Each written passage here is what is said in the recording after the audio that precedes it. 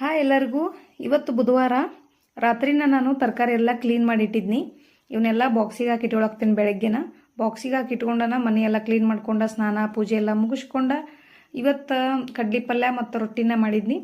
ಯಾವ್ಯಾವ ಸೀಸನ್ದಾಗ ಏನೇನು ಸಿಗ್ತೈತಲ್ಲ, ಜಾಸ್ತಿ ಹಣ್ಣಾಗಲಿ ತರಕಾರಿ ಆಗಲಿ ಅದನ್ನ ನಾವು ಜಾಸ್ತಿ ತಿನ್ನೋದು.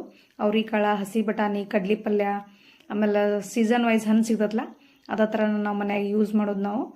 ಆಮೇಲೆ ನನ್ನ ಮಗ ಊರಿಂದ ಬಂದಿದ್ದಲ್ಲ, ಅವನು ಬಟ್ಟೆ ಜಾಸ್ತಿ ಇದ್ದು ತೊಳಿವು, ಎಲ್ಲ ಬಟ್ಟೆನೂ ತೊಳೆದದ್ದು ಆಯ್ತು.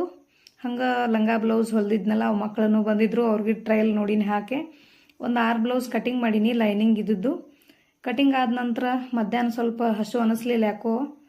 ವೆಜ್ ಸಲಾಡ್ ಮಾಡ್ಕೊಂಡ ಅಷ್ಟು ಸಿಂಪಲ್ಲಾಗಿತ್ತು ತಿನ್ನಿ ಇವತ್ತು. ಆಮೇಲೆ ನಮ್ಮ ವೈನಿಗೆ ಒಂದು 4 ಬ್ಲೌಸ್ ಕಟ್ ಮಾಡಿಕೊಡೋದಿತ್ತು. ಅವ್ರ ಹೊಲ್ಕೋತನಂದ್ರು, ಅವ್ರಿಗೆ ಒಂದು 4 ಬ್ಲೌಸ್ ಕಟ್ ಮಾಡಿಕೊಟ್ನಿ.